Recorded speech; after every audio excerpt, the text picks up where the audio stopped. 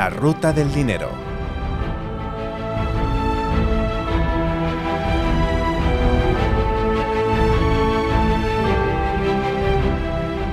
Comenzamos otro pasaje de La ruta del dinero. Fernando Luque, editor senior de Morningstar, bienvenido. Muchas gracias, Joaquín. Y lo vamos a hacer con, yo creo que uno de los epicentros del mundo de la inversión.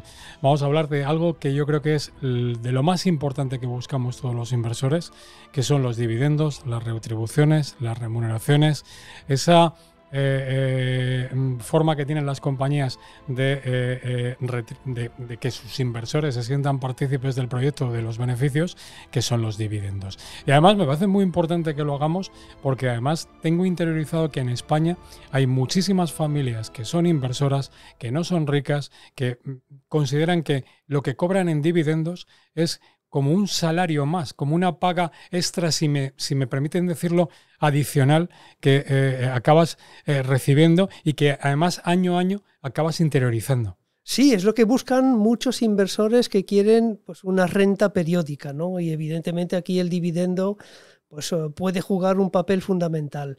Digo puede porque también hay que preguntarse, ya sea si estamos hablando de dividendos de China, de Estados Unidos, si es un buen momento para el dividendo o no. Y yo creo, mi respuesta es que es un momento, yo diría que razonablemente bueno. No es digamos, el periodo idóneo, pero sí que hay factores muy positivos para el dividendo. Y uno de ellos es pues, los tipos de interés. Porque claro, el dividendo de alguna forma compite con la renta fija, que la renta fija también puede dar pues un flujo periódico de dinero a los inversores, ¿no? Entonces, claro, cuando estamos hablando de que los tipos de interés van bajando y probablemente van a seguir bajando, claro, el dividendo hay que compararlo con lo que puede uno obtener de la renta fija. Entonces, claro, si por ejemplo estamos en Estados Unidos, donde ahí el inversor puede conseguir pues un 5%, un 4,5% invirtiendo en deuda pública a largo plazo,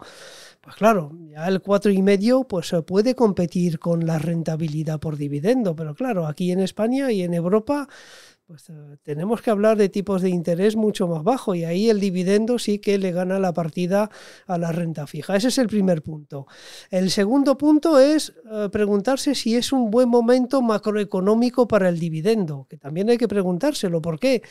Porque imagínate que pues el cuadro macroeconómico a nivel europeo se está deteriorando, vemos una recesión pues a la vuelta de la esquina, pues no es un buen momento para el dividendo. ¿Por qué? Porque, bueno, hay muchas compañías primero que recortan el dividendo cuando el cuadro macroeconómico se complica y claro, el dividendo también hay que verlo dentro de lo que es la rentabilidad total de la inversión.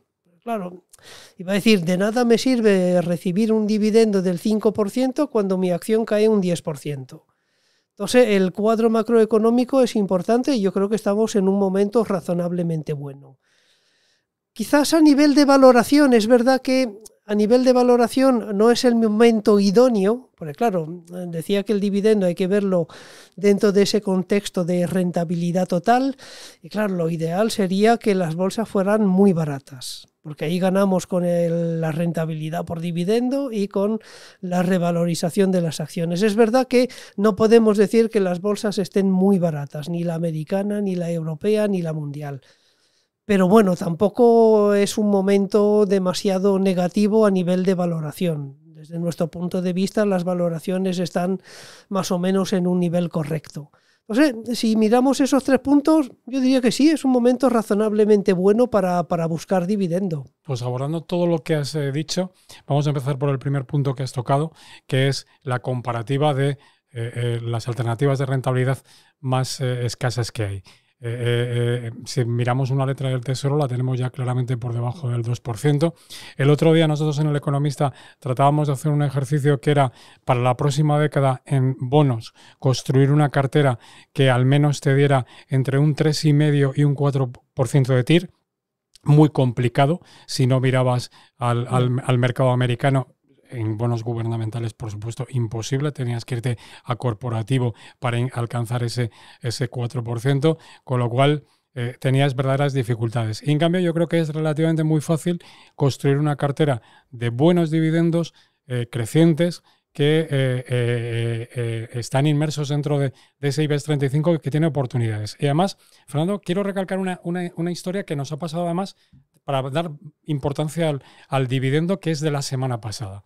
La semana pasada sacábamos en grandes titulares que el IBEX volvía a los 14.000 puntos 17 años después. Y mucha gente te decía, joder, le ha costado 17 años al IBEX volver a esa casilla de salida, que fue el nivel más alto que tuvo pre-Lehman. Y es que ese 14.000 del IBEX con el actual no tiene nada que ver, porque el IBEX es un índice que descuenta los dividendos pagados.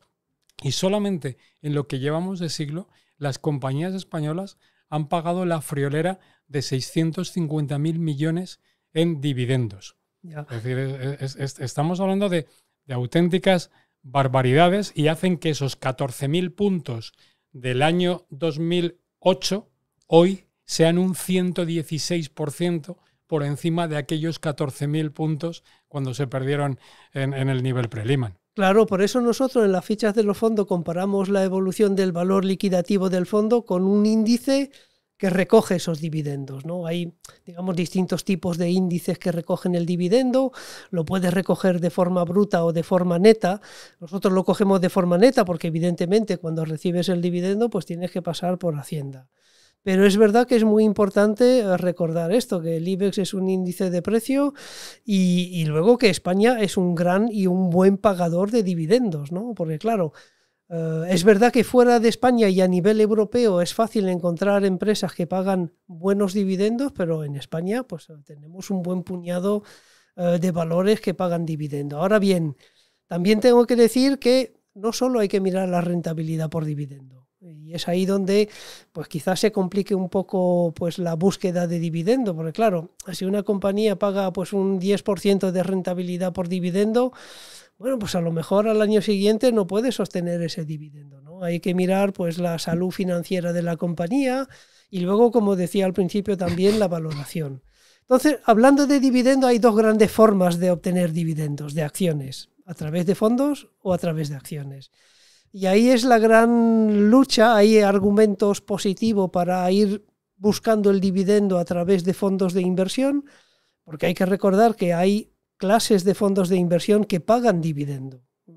A lo mejor la gente no lo sabe, pero los fondos pueden pagar dividendos. Las acciones, pues la gente que pues está más o menos ahí metida en el mundo de la inversión sabe que hay acciones que pagan dividendo, no todas pagan dividendo, pero bueno, a lo mejor no saben que los fondos también pueden pagar dividendo. Y una de las grandes ventajas de que el fondo pueda pagar dividendo, pues es la diversificación. Es decir, cuando tú quieres vivir de los dividendos, pues obviamente tienes que elegir pues unas pocas compañías, porque no vas a invertir en 20 compañías para obtener dividendo. Bueno, salvo si tienes un patrimonio ya muy importante. Entonces el fondo te permite con un patrimonio relativamente modesto, pues también disfrutar del dividendo. Esa es para mí la gran ventaja del fondo que distribuye dividendos. Y sobre todo la certeza el acierto que tenga el gestor para seleccionar esas buenas compañías, que seguramente tú no vas a tener esa capacidad. Yo creo que además hay una filosofía muy extendida entre muchos gestores que en la selección de compañías que son dividendos crecientes en el tiempo, con algo de combinación de crecimiento de las compañías también en su estado natural, pero con una posición de caja muy pequeña. Nosotros, por ejemplo, en el fondo que asesoramos, el Eco 30, la posición de rentabilidad por dividendo de las compañías que lo componen es muy importante. Tenemos un 4% de rentabilidad por dividendo y muchas compañías que no tienen deuda, lo cual es, yo creo que es una cierta colchón de seguridad de que realmente vas a seguir cobrando esas retribuciones. Pero fíjate, Fernando, a mí la posición ideal para construir un producto de inversión que me encantaría es que me dejaran construir un producto en el que pudieran mantener la posición inicial de una compañía comprada y el dividendo que te va a generar. Claro, un fondo, cuando hay entradas y salidas, te obliga por FIFO a vender las primeras posiciones. Con lo cual, si los dividendos han ido creciendo, tú no tienes derecho a una mejor retribución. Y pongo un ejemplo que para mí es brutal. ¿Sabes, Fernando, cuál es la rentabilidad que genera las acciones de Inditex que salieron a bolsa a comienzos del año 2000 o comienzos de los 2000? No lo sé, pero seguro que mucho. Estamos hablando de casi hoy esas Inditexes, que aparte de Amancio Ortega también las tendrá quien fue a la salida a bolsa, generan una rentabilidad por dividendo del 40%. Imagínate poder hacer un producto de inversión en el que pudieras mantener el precio de compra y te fuera generando la rentabilidad por dividendo del crecimiento del beneficio futurible. Yo había leído esa historia, pero con General Electric en Estados Unidos, que tiene pues mucha más antigüedad que Inditex, y era alucinante. Y es verdad que, claro, aquí la gran ventaja de buscar el dividendo a través de compañías y no a través de fondos, hemos visto una de las ventajas de los fondos, que es la diversificación, pero hay una gran ventaja de buscar dividendos con compañías. ¿Y cuál es esa ventaja? Que hay compañías que, incluso en momentos malos, o mantienen el dividendo o lo suben. Y lo que vemos a nivel de fondos es que generalmente ese dividendo va a ir variando en función del valor liquidativo. Y te voy a coger un ejemplo. En el 2020, durante el COVID, pues hubo muchas compañías que no pagaron dividendo o que recortaron el dividendo. Y ahí un fondo de compañías de dividendo que hubiera repartido dividendo, como el valor liquidativo pues ha caído, o en el 2008 también, lo que hacen generalmente es disminuir el dividendo. Y claro, el que invierte en dividendo lo que quiere es ver crecer ese dividendo. Y te voy a contar una anécdota de lo que se llaman los aristócratas del dividendo. Es una expresión que nació en Estados Unidos de Standard & Poor's, que son aquellas compañías americanas que han incrementado su dividendo, digo incrementar, más que mantener, incrementar el dividendo año tras año en estos últimos 25 años. ¿Tú sabes cuántas compañías americanas son aristócratas del dividendo? No, parece que lo tenemos preparado. 69. Efectivamente, bueno, sí. 69, pero porque se lo leía Ángel Alonso hace muy poquito en un tema que escribió en El Economista. Pero ¿sabe cuántas compañías europeas son o pueden ser consideradas como aristócratas del dividendo? Claro, es que al no haber un índice aristocrático de compañías europeas, lo desconozco. Hay 6 compañías y de esas 6, 3 son... No, perdón, hay 5. De esas 5, 3 son compañías medianas. Hay una inmobiliaria en el Reino Unido. Hay 2 grandes compañías que son, iba a decir, los reyes del dividendo en Europa, que son Roche y Novartis. 2 compañías farmacéuticas. Pero es raro, ¿eh? Yo, la verdad, yo hice ese cálculo y me sorprendió. ¿Cómo es que solo hay 2 grandes compañías europeas? Porque no es fácil aumentar todos los años el dividendo. Incluso si tu política, digamos, a nivel de management es, digamos, hacer crecer ese dividendo, hay momentos, pues, por ejemplo, durante la gran crisis financiera, donde los bancos ahí pues tuvieron que interrumpir el dividendo. ¿Sabes cuál sería la compañía española que de verdad podría estar en ese no haber suspendido nunca el dividendo y no haberlo nunca recortado? Y es atípica, no lo pensarías porque es una compañía cíclica. No lo sé. Pero... Acerinox. Acerinox es una de las compañías que ha sido capaz de no recortar nunca el dividendo y por lo menos mantenerlo hasta en los periodos más complicados como fue el COVID. Lo cual te deja sorprendido porque dices, claro, si es una compañía que es absolutamente atípica en la cuenta de resultados y en los beneficios que genera, es una compañía cíclica que puede tener años muy buenos y años muy malos. Pero también hay que explicarles un poco a nuestros oyentes y lectores que las compañías no solo pagan el dividendo con los beneficios, también pueden pagar el dividendo con reservas de libre disposición y lo que decía anteriormente. También, oye, si tienes compañías que tienen poca deuda, es más fácil que puedan tener aseguradas sus compromisos de retribución al accionista. Claro. Y ahora, hablando de fondos, hay, digamos, 2 grandes tipos para hablar de fondos de dividendo, porque eso también es muy confuso. Hay fondos que invierten en compañías que reparten altos dividendos. Y dentro de esos fondos hay clases que distribuyen dividendo. Quiere decir que un fondo que invierte en compañías de alta rentabilidad por dividendo, pues no es necesariamente una compañía que distribuye dividendo, porque claro, a nivel de fondos de inversión es posible encontrar clases, se dice de reparto, pues en prácticamente todas las categorías de fondos, no solo en fondos de renta variable, evidentemente también en fondos de renta fija. Hay fondos de renta fija pues, que reparten periódicamente pues, un dividendo. Hay fondos mixtos que reparten también dividendos. Pocos los miramos, ¿eh? Deberíamos hacer un capítulo especial solamente al dividendo en los fondos de renta fija. Ya, sí, porque claro, es otra forma de conseguir ese dividendo a través de otro tipo de activo, porque claro, aquí el que quiera construir una cartera de dividendo, si mira las compañías individuales, pues claro, ahí está asumiendo un riesgo 100% renta variable. Y como decía al principio, pues hay momentos en que pues, la renta variable a lo mejor pues, no se comporta bien. Si estamos pues al borde de una recesión, por ejemplo, pues lo más probable es que la renta variable no se comporte bien. Y ahí el inversor en fondo pues puede mirar a otro tipo de activo para construir esa cartera de dividendo, ¿no? Entonces, yo creo que el fondo es verdad que tiene, digamos, ese aspecto negativo que generalmente el dividendo pues va a ir fluctuando en función pues de la evolución de los mercados. Se aumenta el dividendo cuando sube el valor liquidativo y se recorta el dividendo cuando baja el valor liquidativo. Pero claro, para alguien que quiera construir una cartera de dividendos diversificada, pues en los fondos ahí pues es el segmento donde hay que mirar, y te aseguro que hay fondos que reparten dividendo en cada una de las categorías de fondos. Entonces, la gran pregunta es cómo sé yo si esa clase distribuye o no distribuye dividendos, ¿no? Que algunas veces no es fácil. En algunas ocasiones es fácil porque el nombre del fondo, sobre todo cuando es un fondo extranjero, pues te indica al final del nombre del fondo la palabra o las siglas INC, que es INC, que es Income, que es de reparto.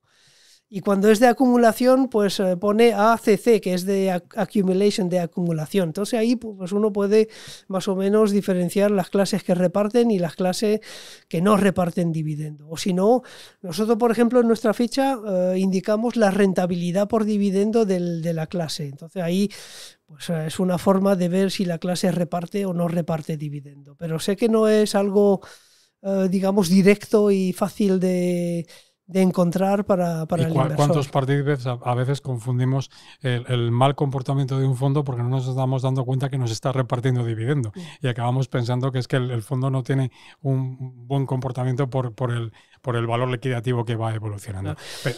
Perdón, Fernando. Sí, no, iba a decir que, claro, ese dividendo se descuenta del valor liquidativo, que es algo que incluso a nivel de acciones hay algunos que todavía no lo asimilan. Es decir, bueno, sí, he comprado Telefónica porque tiene una rentabilidad del dividendo de X.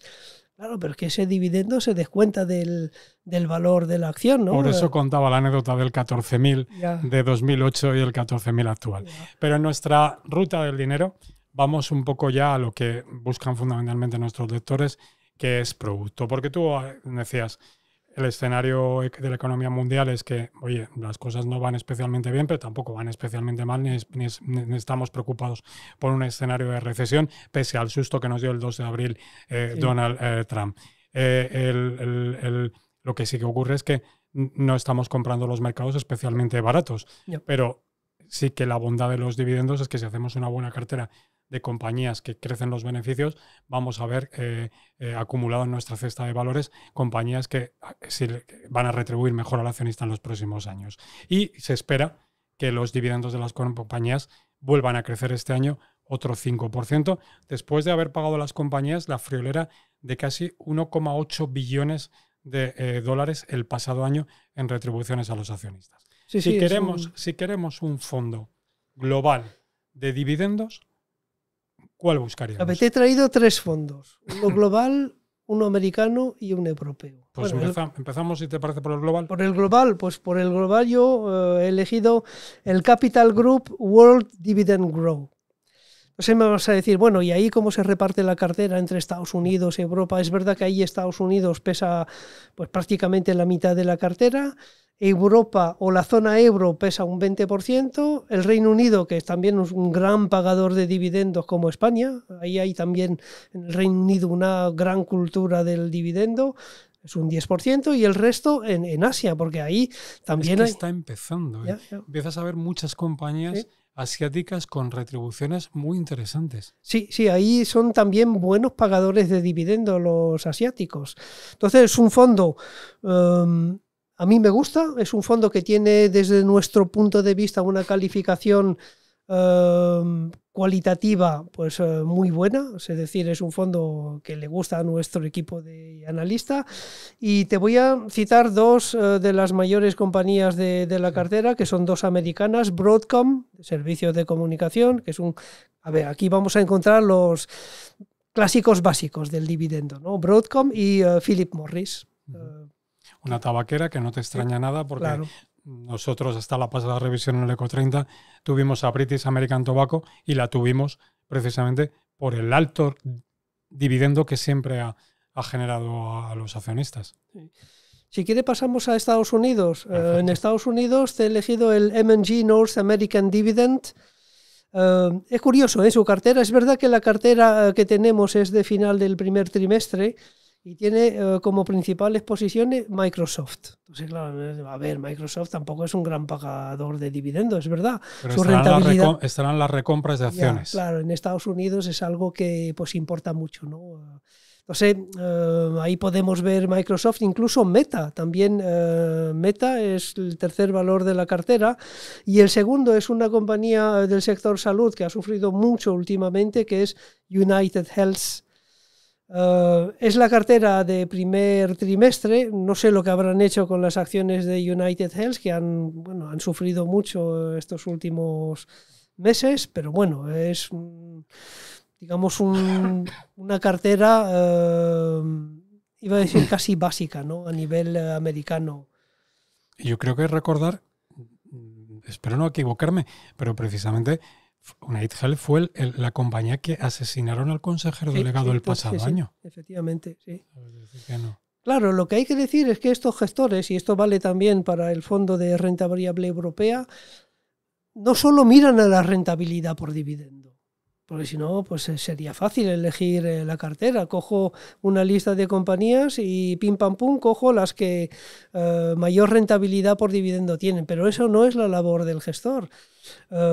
Una labor muy importante es hacer crecer el patrimonio del fondo, con lo cual ahí no solo vamos a encontrar compañías que tienen pues una rentabilidad por dividendo alta, pero también compañías que tienen una rentabilidad por dividendo pues más baja, pero donde el gestor espera que tenga una trayectoria pues... Es que Fernando, ahí ahora recuerdas por lo mayor que eres y lo que has vivido, la enorme equivocación que supone coger los mayores retribuciones de un mercado y ponerlas en una cartera. Y cuento un poco el fracaso de lo que fue el IBEX dividendo. O sea, se generó un segmento particular que era: vamos a coger las retribuciones pagadas más altas del mercado para hacer una cartera.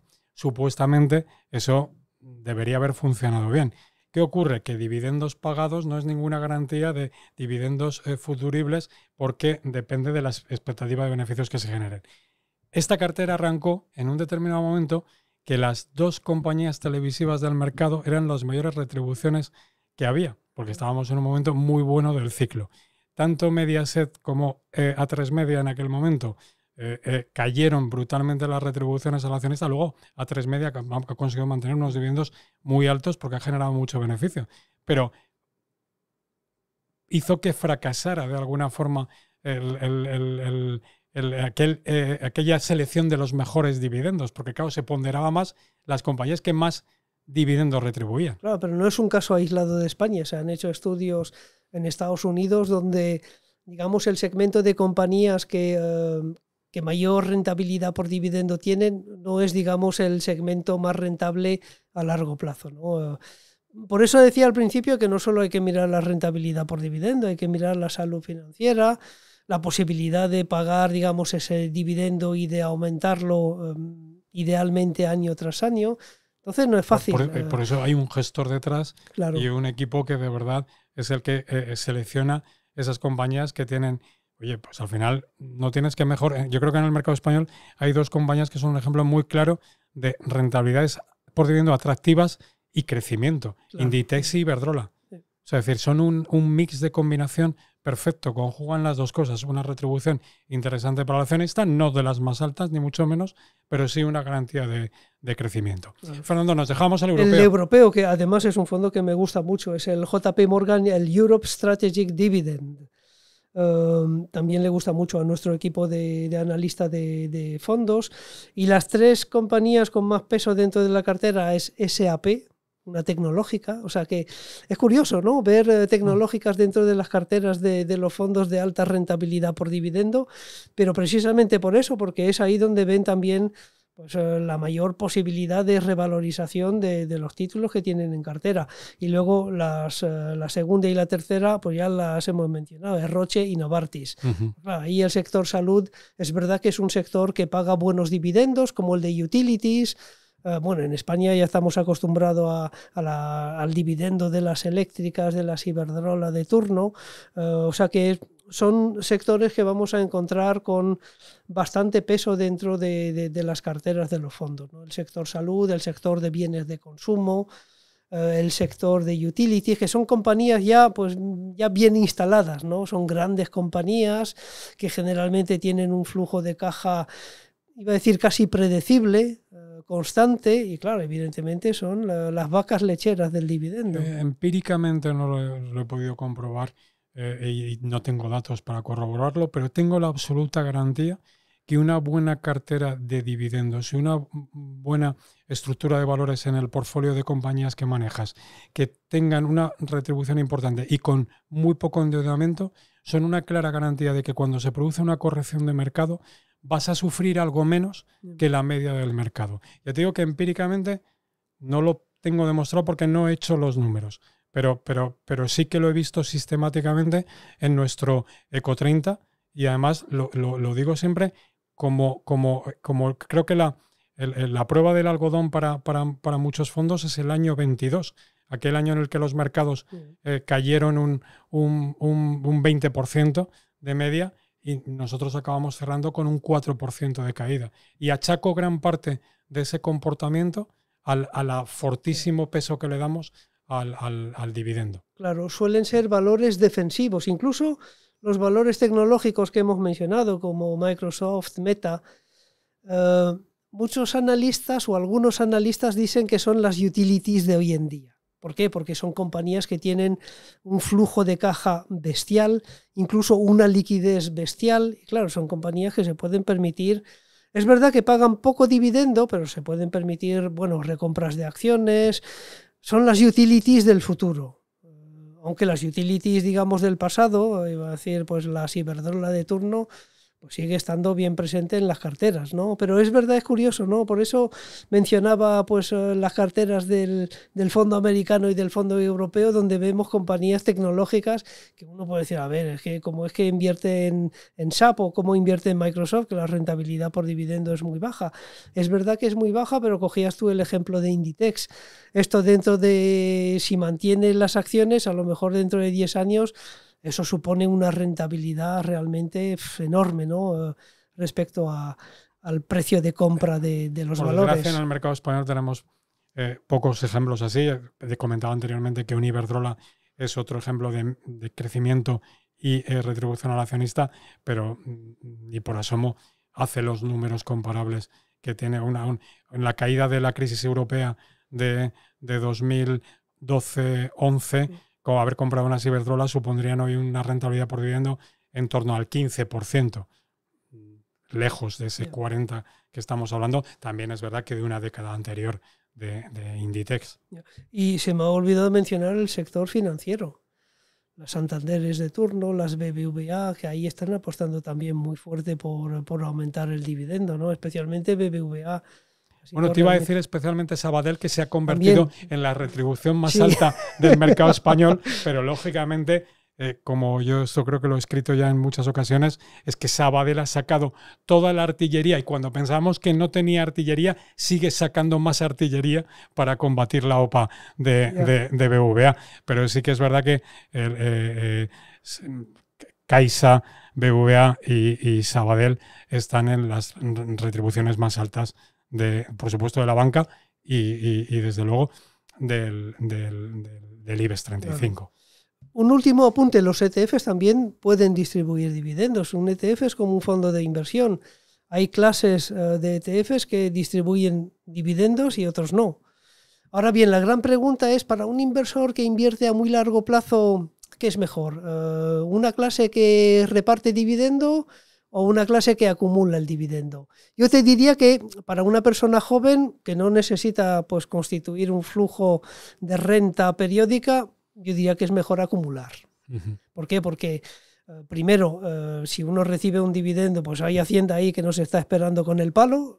Con el palo quiero decir que hay que, digamos, pagar la parte que le corresponde a Hacienda, mientras que si va acumulando ese dividendo en el fondo, claro, ahí pues es el interés compuesto. Entonces yo diría que para personas jóvenes que no necesitan ahí pues cada trimestre recibir la paga del dividendo, mejor acumular que repartir dividendo a nivel de clases de fondos.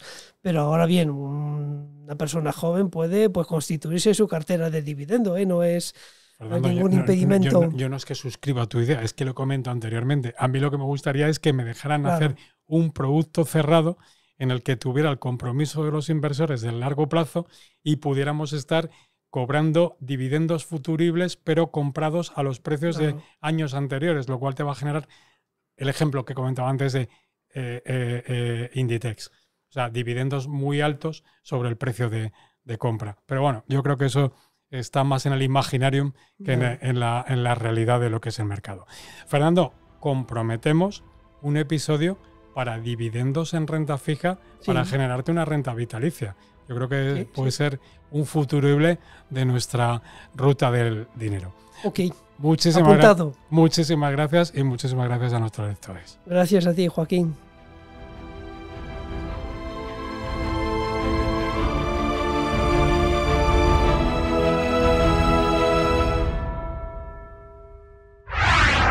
El Economista Podcast.